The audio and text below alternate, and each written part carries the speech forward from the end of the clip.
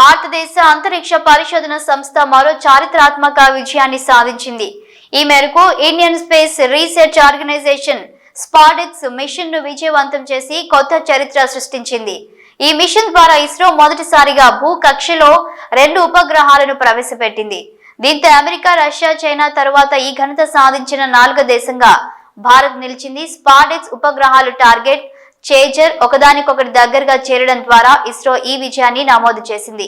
ఈ విధంగా 2 ఉపగ్రహాలను తొలుత 15 మీటర్ల దూరంలో, తరువాత 3 మీటర్ల దూరంలో ఇస్రో పరిశోధకులు విజయవంతంగా దగ్గరగా తీసుకువచ్చారు.